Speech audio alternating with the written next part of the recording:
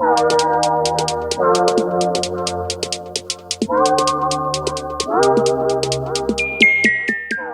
back with you here on Gridiron 2024. Dr. Ron Poniewasz and Professor Larry Kelly. We are your award-winning Gridiron team. As you will notice, it is the end of October. Larry, did you pick up our awards out in Harrisburg? I did not. Those second place awards don't move me much, even though it's a great honor. There are a lot of newspapers in Western PA. When we come home with the gold medal, I'll get in my car and make the trip. But congrats to you and Pete who put this together. You guys are well deserving of the distinction that you received at the Newcastle News, and I'm just along for the ride. No, you're every bit of deserving, in that regard. And before we go too far, obviously Larry Kelly is a member of the Luxembourg Garbett Kelly and George law firm, current assistant coach for Penn State Shenango baseball, former Shenango varsity baseball coach, current volunteer coach for the Newcastle High boys basketball team. And boy, that season's coming quick. Yes, it is. Former 9th grade basketball coach at Newcastle. Got to get our Holy Redeemer. Absolutely. There's a lot of formers in there. Did you notice that? There's like a lot of formers. You're the Ric Flair of coaching. He's 16-time champion. That means you lose it a lot. You win it a lot, but you lose it a lot. Yeah, listen, you got to be there to blow it, somebody once said. You got to be good enough to be in the conversation. But I've been fortunate in my coaching career. I got a lot of rings sitting in my trophy case. I was an assistant coach at Westminster College baseball under the tutelage of Carmen Nacera, and we won the PAC championship, which isn't easy to do. And I expect our Penn State Beaver team to make a real run at the Penn State Athletic Conference championship this year. So, all right, I've been very fortunate. And now let's dive into our itinerary this week. We have, as normal, a athlete of the week, but we're going to go off the grid a little bit in that segment, and we'll tell you about that. Then we'll have our talking points where, for one final time this year, Larry will have the floor to himself regarding the Red Hurricane Minute and then another topic in that regard. And then we'll tell you about the schedule that has 3 games this week. Those are playoff games. But first, athlete of the week. And as Mohawk High, for print purposes, boys cross-country runner Jackson Shodell, a senior, he repeated as WPIAL Class 1A cross-country champion. He won the race last week at White Oak Park in 15 minutes, 33 seconds. And he's just a machine. If he's in the race, my money's on Jackson Shodell. Well, he's obviously the real deal. This is 2 years in a row. And to win a WPIAL title, having done it in baseball as a coach and in basketball as a coach, it's a big deal around here. Honest, I've always said that once you win the WPIAL title, the state tournament's just icing on the cake. And this young man's won it 2 times in a row, well deserving of Athlete of the Week. And I love that name, Jackson, Jaxon. I'm sure that they call him Jax. I like it. And he did it again, 15:33. I don't know a lot about cross country, but I think that's a pretty good time, Ronnie.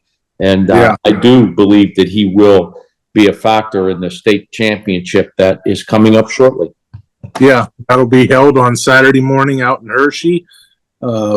And Jackson Shodell's looking to repeat in that regard as well. Last year he was WPIAL and PIAA champ. He's halfway there to a repeat. He's already got the district championship won. And this Saturday he'll go for gold down at state. And he was pushed to a certain degree in the WPIAL run by Neshannock's Brendan Burns, and he was second place in the race. So you never know. I mean, he's probably going to have company at the top in that regard from Lawrence County. Well, I'm sure, the difference between a championship medal and second place normally is a matter of a couple seconds, one way or the other. And, people don't realize how hard these young men work It just doesn't happen. You got to be willing to pay the price, and the price that you pay is commitment. Probably again 10 months a year, like it is in any sport. And if you're not willing to make that commitment, then everybody wants to be a champion. Not everybody's willing to put in the work to become a champion.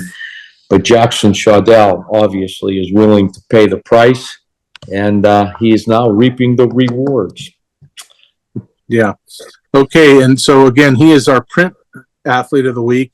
For gridiron purposes, I've selected a few kids that we can talk about. The first three, we'll give some love to student athletes that will not participate in the postseason. And then the fourth young man obviously will go on to the playoffs.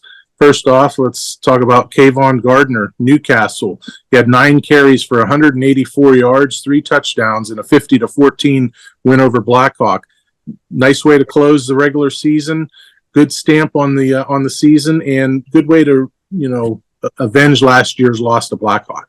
Well, Kayvon is one of the most favorite players I ever had an opportunity to coach. He's a great kid. He's a yes or no sir guy, good student.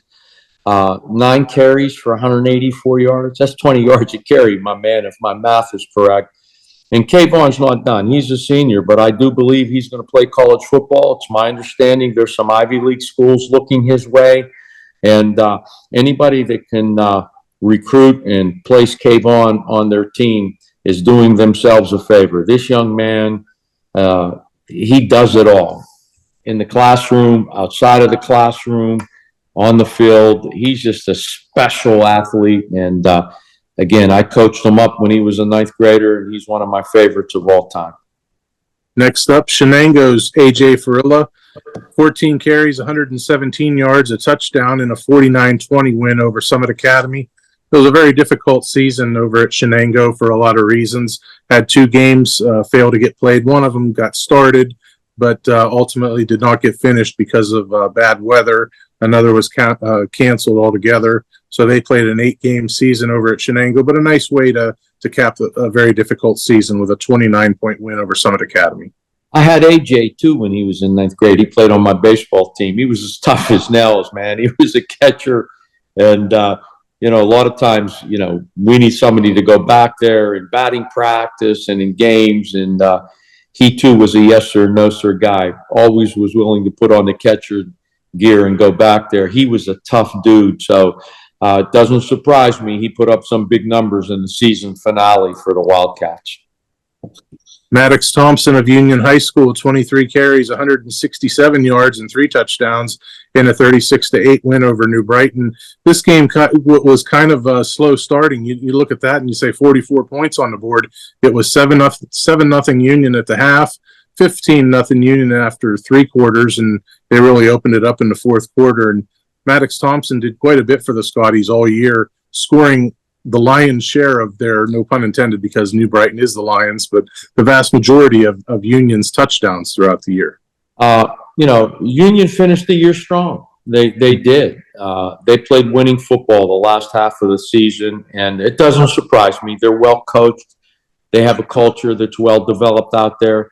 I believe they're playing with a lot of young guys, so I expect that next year you'll be bringing back a team that is more physically developed, because in high school, between one year and the next, the size of your body and your physicality increases exponentially, and it never hurts to have that experience. So I congratulate Union on a really good second half. And a young man that we might be talking about in upcoming weeks, maybe as an athlete of the week, or certainly as somebody that contributed in a big way to a postseason win, is Nishanik's Anthony Eakin, 22 carries for 158 yards and 2 touchdowns for the Lancers in a 27-7 win over Laurel on Friday night. And that win clinched the outright Big 7 championship. That was your de facto Big 7 championship game, as both teams entered the fray undefeated in conference play. Anthony's been doing it all year. This isn't the first time he's had a big game for Nishanik. And looking at the box score from that game, the difference in that game, as it is in most high school games, is I believe that Neshannock outrushed Laurel almost 2-1 in that game. And Anthony Eakin was a big reason why they put up so many rushing yards. 158 on 22 lugs. That's about 7 yards a carry and 2 TDs. Big game, but he's had several of them throughout the year. Yeah, I believe one was on the ground. He caught another touchdown, so that accounted for his 2 touchdowns. But big time performance in a game where the chips were on the table for either team. Win and you're the conference champ, get a higher seed and all that kind of stuff. And Anthony delivered certainly for the Lancers, as he's done all year. So well-deserving young men of special mention by the Newcastle News. Let me throw a plug to the Newcastle News, and I may be biased because I used to work there, but you guys do a great job of covering high school sports. It is not like this in every community where these young men and women get special coverage of their outstanding achievements throughout the year. You guys work hard. You work through the night to get it done. Game nights, I still remember what it was. You start working about, if you're covering a game at 6 o'clock, and you might not leave till 6 o'clock in the morning the next day. So congrats to the news sports department for the job you do and the coverage that you provide to these young men and women who play varsity and junior varsity sports here in Newcastle. Well, we appreciate that, Larry, and means a lot, and we certainly do our best. I will have the director of the Groove Ship cut you a check at some point later tonight to cover those words. Not necessary. This is done from practical knowledge of having done it myself and knowing what it takes to provide the type of product that you guys put out on a daily basis. So good job.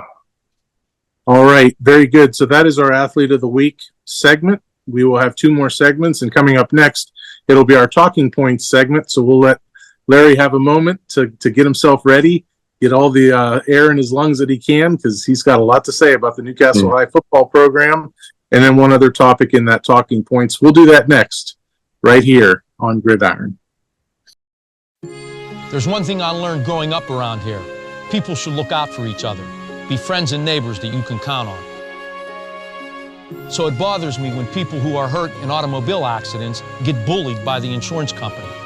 I don't let bullies run over my clients. I do what I was taught growing up. Step up, stand up, and speak up for those who can't. I'm Larry Kelly, and I'm a Newcastle guy.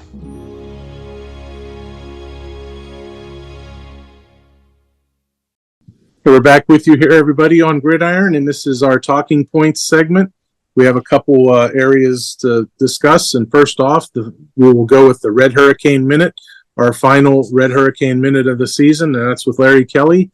Larry, the floor is yours. Yes, the win didn't mean a playoff spot for the Newcastle Red Hurricane on Friday, but I'm here to tell you it was a big win. There's a big difference between going 5-4, which is the first winning season they've had in a bunch of years, and losing your last 5 games. There's a big difference. And so it was a big game. And somebody once said Rome wasn't built in a day, and culture doesn't change in a season. But in my view, the culture is beginning to change at Newcastle High School. The work ethic that is necessary to win at the varsity level is something that has to be carried through at least 10 months a year. And I believe that work ethic is being developed by Coach Mazzocco and his staff. Everybody wants to win, but not everybody wants to prepare to win. There'll be some time off here, but my guess is in December, they'll be in the weight room and they'll start preparing again for next year. And this is great progress for a team that won 2 games, 1 game the last 2 years, and got mercy ruled in every game that they lost. So they've come a long way, and I think the future is bright. We've had a hard time beating Blackhawk, but we beat them on Friday, and we beat them pretty good. We rushed the ball for 291 yards. And again, I know Newcastle had a very potent passing attack. Kyrell Harris, Nate McKnight, they were a pretty special duo. You had Chase Lemon into that group, and good things were beginning to happen. Damian Harrison, a very good basketball player for us, caught a touchdown pass on Friday night, and he's a very good athlete. But I still believe that at the end of the day, if you want to win games in high school, you got to be able to run the football. And Newcastle outrushed them 291, 163. And conversely, you have to stop the run. So it was a good season. And the tide is beginning to turn, and the culture is beginning to change. And I believe that it will continue to move forward while Coach Mazzocco is there. How much momentum does that add? Not so much the fact that it's the last game of the regular season, but the fact where you say, okay, the team won all of its non-conference games, had a huge bunch of momentum going into conference play. If they lose this game to Blackhawk, you have a tale of two seasons, non-conference and conference, where you went undefeated in conference, and if you would have lost, you'd have been winless in conference. But at least now you can say, they're going into the off season with a conference win. It's the last game of the season. They won. They looked really good. That has to build a hell of a lot of momentum. Well, sure. It's a lot easier to get back into the weight room after you win that last game and win it convincingly. And there was a lot of good things that happened this year. And I'm sure that the coaches, again, you may take the month of November off here, let the kids relax, let their bodies heal up. But my guess is they'll be watching film and they'll be in the weight room as early as December, and they will continue to work. Maybe take a month off in the summertime, but they'll be grinding, and that's what it takes. If you want to be champion, that's what I've been around it too long, Ronnie, and not everybody's willing to do it. Not everybody's willing to do it. I mean, I've experienced it both ways. Those who had 10 toes in the water and those who didn't. And those who have 10 toes in the water got a better.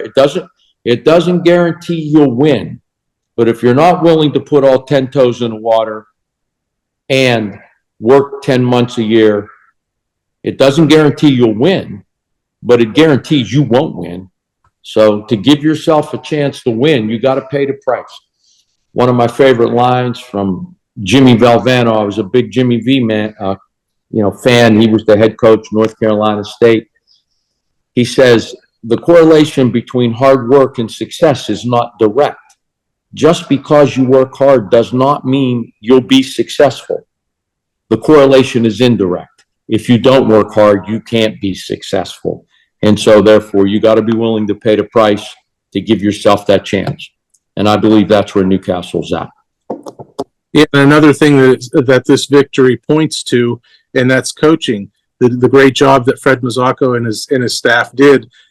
When you win a game like this in the season finale, it means the kids were engaged all the way through the end of the season. They didn't pack it up and say, all right, well, we lost to Ambridge. There's no chance of getting into the playoffs. We just have one more game. We'll just roll out the ball on Friday night and show up. He got full participation from the kids. They were engaged all week, worked hard, and then it paid off on Friday night. Part of the culture. When I talk about culture, that's what I'm talking about. The willingness, after you get beat, to get up and do it again. I've always said the hardest thing in life to do, whether you're an athlete or a lawyer, is to give something your entire best effort, to fail, not succeed, and then to get up and do it again. That's hard to do, but that's a mindset, that's culture, that's mental toughness. And if nothing else, under Coach Mazzocco, these kids are going to be mentally tough. I guarantee you that. They will be mentally tough, because he is. The team oftentimes takes on the personality of its coach. Mm-hmm.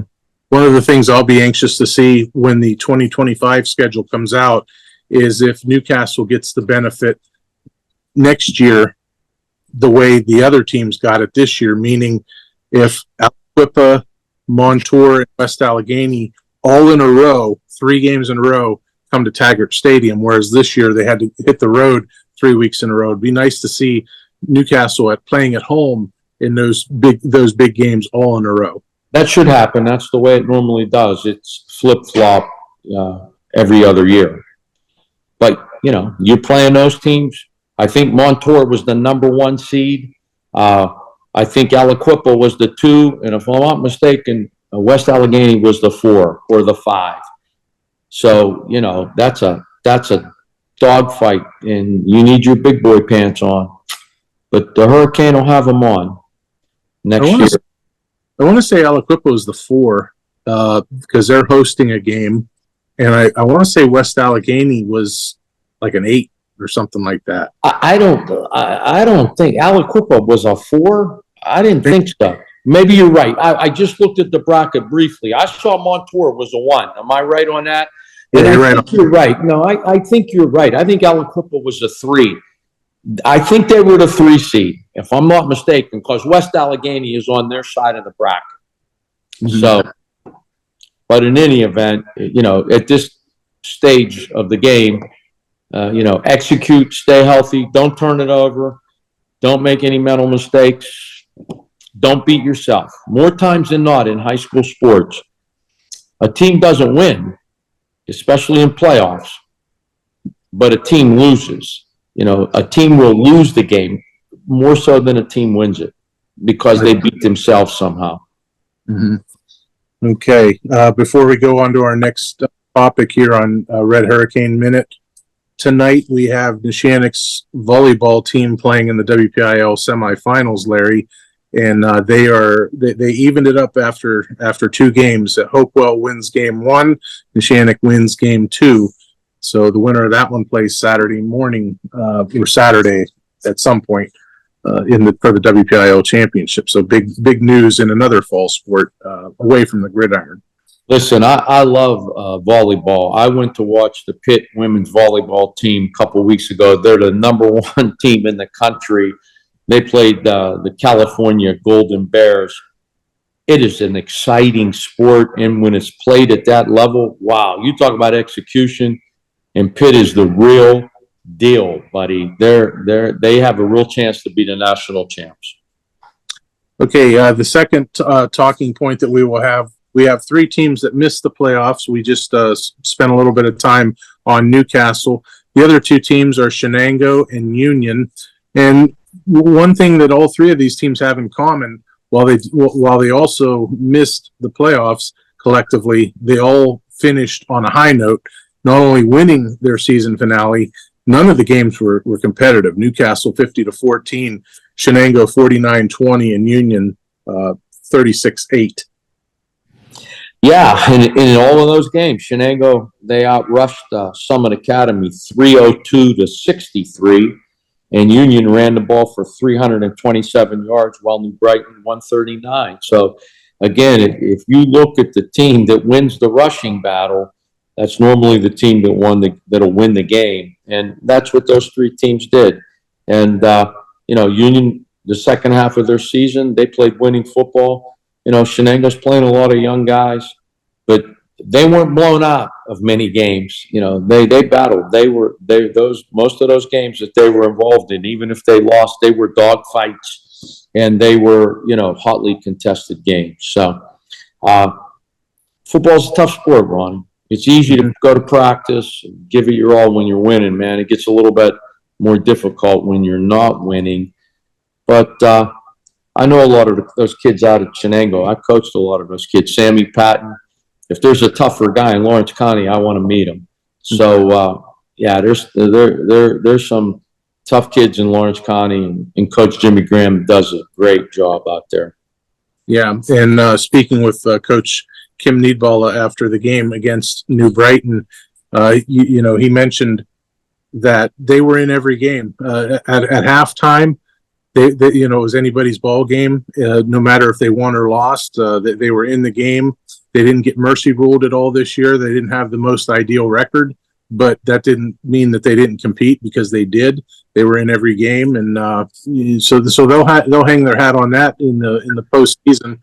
And the other thing is, Larry, they jumped up in classification. They were playing Class 2A. So maybe that's a means of getting their feet wet, getting acclimated to 2A. And then maybe next year, maybe this thing will take off for them. It could be. And they know how to win. I mean, there's a culture out there. They were the WPIAL champs not so long ago.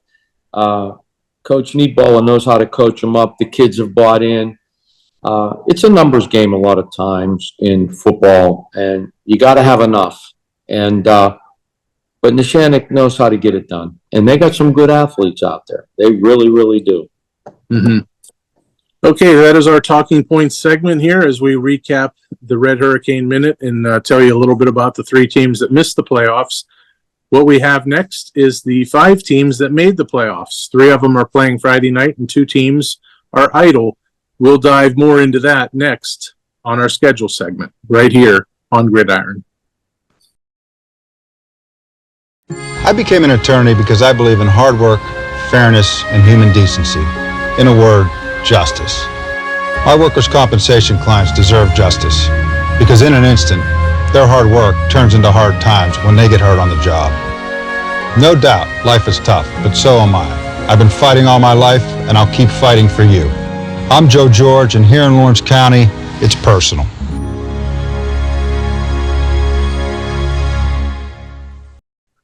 We're back with you here on Gridiron. This is our schedule portion as we close up Doctober. It's our final show in October, Larry. Doctober, as we call it. All right, Friday, October 25th, we have 3 games. These are playoff games. They are all Friday night, 7 p.m. First off, Class 2A, number 10 seeded Keystone Oaks at 4-5 at number 7 Mohawk, 6-3. Keystone Oaks has lost 2 in a row and 3 out of 4, so not a great way to go into the playoffs. But you throw the records out the window when it's the second season, so to speak. No, you don't. You don't throw the records out. It's a bad team. Mohawk's going to win unless they beat themselves. Mohawk's a good football team. Unless they turn it over 3 or 4 times or pick up 6 or 7 crazy penalties. They let too many teams in these playoffs, Ronnie. You're not supposed to make the playoffs with a losing record. I mean, I don't want to sound like an old guy. When I was in high school, if you didn't win the section, you didn't get in the playoffs. And there were my last 2 years of playing baseball at Newcastle. We could have beat any team in the state, but it just so happened that my junior year, we're like in first place and there's a teacher strike and we forfeit our last 3 games. In my senior year, we missed the playoffs by 1 game or the section title, Elwood City. We get beaten the last game of the year. So my point is, if you've got a 4-5 record, you're not supposed to be in the playoffs. I'm sorry. That's just me. All right. Well, if you're doing a case study on coaches, we just found the one coach that would say what he just said. Because otherwise, you talk to 100 coaches, 99 of them would say everybody's 0-0. It's the second season. Yeah. Well, how about we make a bet? I'll take Mohawk. I'll give you 5-1 odds. You want to bet $5 on that? No, if you win, I owe you 25. And if I win, you owe me $5. You want that bet? No, I don't. No. Okay. Right. Because Mohawk's going to win and Keystone Oaks doesn't belong in the playoffs unless something crazy happens. Next game. Who's the next game? Let's talk about this. All right. Well, before we move on, Bobby Fadden of Mohawk is 77 of 152 passing for 1,290 yards, 13 touchdowns, 9 interceptions. So he's got the Warriors rolling. And remember, going into the season, Larry, after Jay Rona graduated, everybody was saying, who's going to be the quarterback at Mohawk? Well, he's done a pretty good job. Bobby Fadden may be the best athlete in the county. I've seen him play hoops. I've seen him play football. I've watched him play baseball. He may be the best. He's certainly in the top 3 of the best athletes in the county. You forgetting anything? Am I forgetting anything? Is he a golfer too? I think he is a golfer. I think he did because I think he shot like a 35, 36. I saw it in the paper. So he's like Jay Rona. He's a 4-sport athlete. How many of those are there in the county? Not many. So Not many. He's special. Okay, Larry, business picks up on these next 2 games. Number 10 seed California, which is deserving of being in the playoffs at 7 wins and 3 losses. Yes. Okay. At number 7 Laurel, which is 5-5. Laurel gets the home game by virtue of the number 7 seed. This is Class 1A. Now, here's where it gets interesting. These 2 teams are kind of in the same boat because last week California plays Jefferson Morgan. Laurel plays Neshannock. The winner of Jefferson Morgan California wins their conference. The winner of Laurel Neshannock wins the Big Seven. Laurel lost. California lost. They're playing head-to-head this week. Jefferson Morgan lost that game last week, 28-27 by the slimmest of margins. And if this is the game I'm thinking about, I think Jefferson Morgan opted to go for two to win. I read a lot of different games and stuff like that, so I'm pretty sure that this was the game that they went for two and did not make it, and that snapped their 6-game winning streak. So you're talking about two evenly matched teams here, right? Mm-hmm. And the games at Laurel, they're playing at home, a little bit of an advantage. It's a long bus ride down south of Pittsburgh, but these are two evenly matched teams who both belong in the playoffs, and this is a toss-up game. If there was a line in this game, it'd be pick 'em. Yeah, the one nice thing for Laurel is they get to stay home. You know, after school's over, they get to go home, get a meal, rest up a little bit, while California's riding a bus quite a big distance. That's certainly a phrase that you would tell us about how it's uncomfortable on a bus. Listen, I rode a lot of school buses. It's not a fun ride. And you're right. There is a big difference between being able to go home, eat dinner with your family, maybe even take a little nap before the game. You're out of school at 2:30, 3 o'clock. Game starts at 7. You probably got to be at the stadium at 5:30. So you have time to do that. Whereas the young men from California, they may be going home, but they're going to be on that bus immediately, after they eat. If they eat at all, they might be eating sandwiches on the bus. So you just don't know. Laurel quarterback Lucas Santini is 114 of 209 through the air for 1,656 yards, 11 touchdowns, 7 interceptions. So he has similar numbers, similar success as Bobby Fadden of Mohawk. Very good season so far for Lucas Santini. Here's another game, Larry. Neshannock is the number 4 seed. They're playing at home. Neshannock's 9-1. We know all about Neshannock. Their only loss is to undefeated Elwood City Lincoln, and Neshannock hosts number 13 seed Jeanette, and they're 7-3. So that's a really good football team that's coming down to Neshannock. And I think I'd have to look this up, but I think the one thing these two teams have in common, I know Neshannock's dropped down from 2A to 1A. I think Jeanette's been a 2A program for a while also. I'd have to look into that, though. Listen, I know Neshannock is not taking this game lightly because we all remember what happened last year when they played Beaver Falls at home and got beat.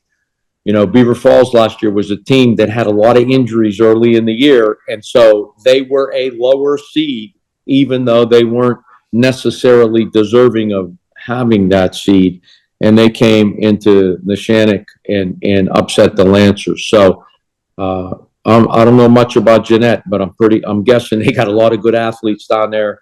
7-3, they're deserving of being in the playoffs. This will be a good game. I like Neshannock at home. They're really good, but they, as I like to say, they better have their big boy pants on and not make mistakes. More times than not, I'm telling you, in high school sports, it isn't that a team wins, rather than a team loses the game by making an error or base running error in baseball, committing silly fouls, or maybe missing foul shots in a basketball game or turning it over in an inopportune time. And in football, it's turnovers and penalties that normally, dictate, what happens if there's an upset. So, I like Neshannock. They're really good. They're really good.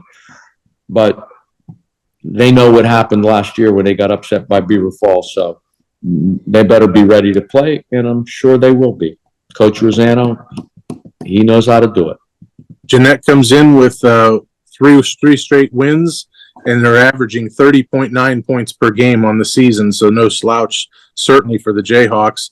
Gino Mazzacco leads Neshannock's offense, leading the team up and down the field, either by way of the pass or by way of the run for Gino Mazzacco.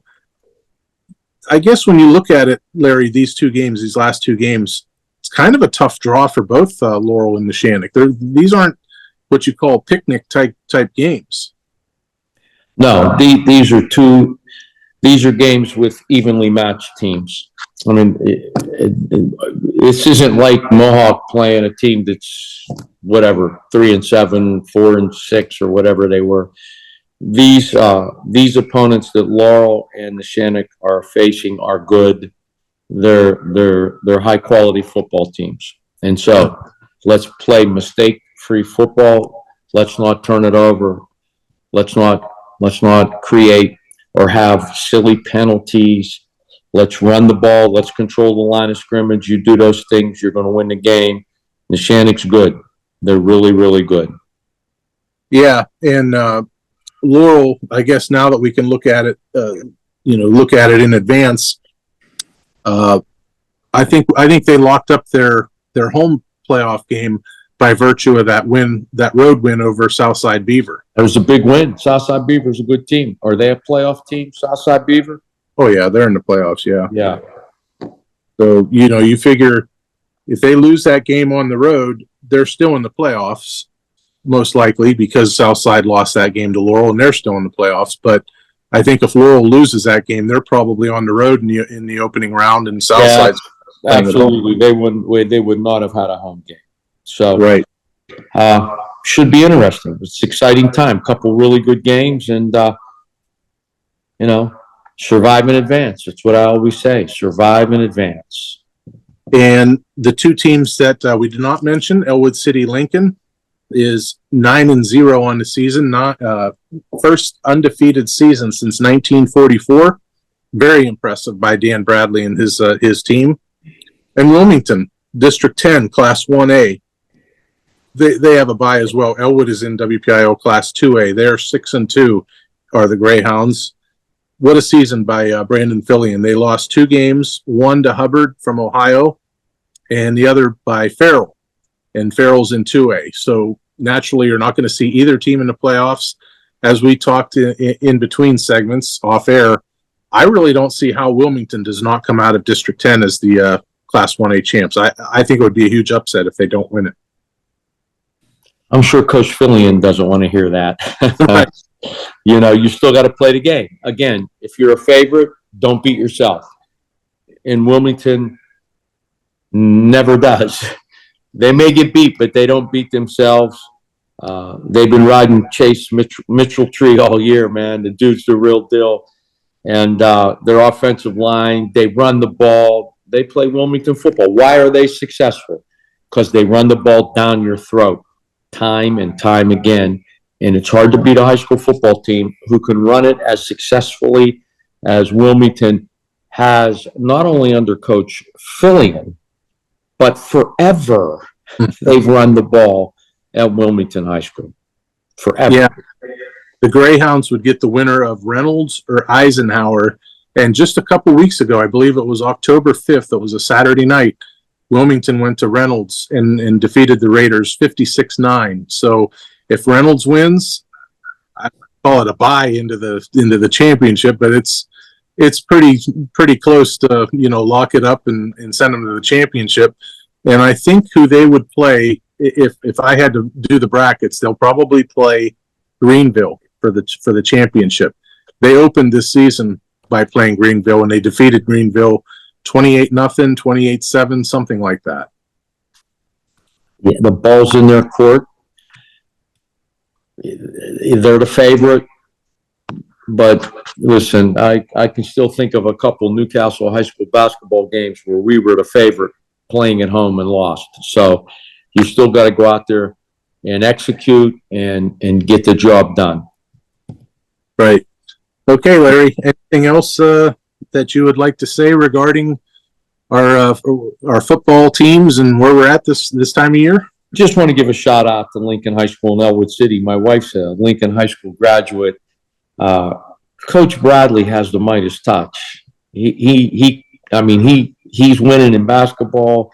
He's winning in football, and it's all about the players. He'll be the first one to tell you that. But he's done a fabulous job. This team's undefeated. They ran the ball for 341 yards and beating Beaver Falls 52-0 last week. Elijah Palmer McCain, again, had, I think, 200 rushing yards. So I look for Elwood City to make a deep dive into these playoffs. Something you're forgetting regarding Elijah Palmer McCain? Anything at all? He runs the ball like Tony Dorsett. Oh, not that. No, tell me, what am I forgetting? You always say, Ronnie, he's the real deal. Oh, he's the real deal. But listen, I'm an old guy, Ronnie. I've watched football, for a long time. Never coached it and don't know a whole hell of a lot about it. But I'll tell you this much. I saw Tony Dorsett play in high school, and I've never seen anything either before or after that looked like the Hawk, Tony Dorsett from he lived in Aliquippa but went to Hopewell High School. I never saw anything like it. So I don't want to suggest that any running back runs the ball like Tony Dorsett, even though I think I did say that one time last year. That I was just being metaphorical because there was nobody like the Hawk, not in my view. You never saw him. I saw him live. The kid was the real deal. I didn't see him live, but I did watch a lot of his games growing up. I'm older than you think I am, Larry. Yeah. I saw him in high school, man. I never saw anything like it. And of course, at the University of Pittsburgh and with the Dallas Cowboys, he was special. And you saying that, I'm sure I'll expect a text message from Ralph Blundo saying, "I thought you broke him of saying everybody runs the ball like Tony Dorsett." Tell Coach Melundo, stick to hoops, and our season's coming up here pretty soon, so he needs to be laser focused on what's happening at Newcastle basketball and not pay attention to what Larry Kelly says. Why would he pay attention to me on this podcast? He doesn't pay attention to what I say on the bench, so why start now? Basketball season's off to a great start, isn't it? All right, my friend. Looking forward to next week, and hopefully we got a few more teams moving forward. Real quick here, we don't call Cody Pattison 5-game Pattison for nothing.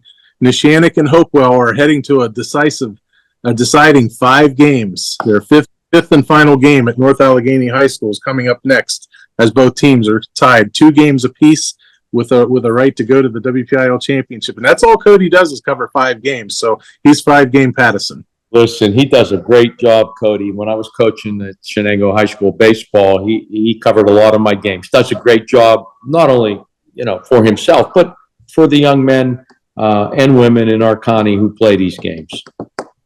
All right.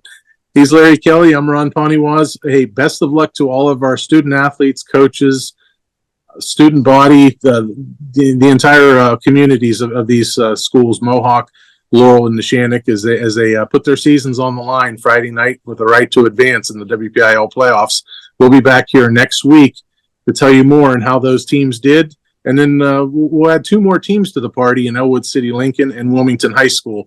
Enjoy the games, everybody, and we'll see you next week. No, I went feet first when I broke my wrist, thank you. I did. I had the same injury that Shohei Ohtani had. Yeah. When you come down on your drag hand like I did with full force, nothing good's going to happen. He injured his shoulder, and I broke my wrist.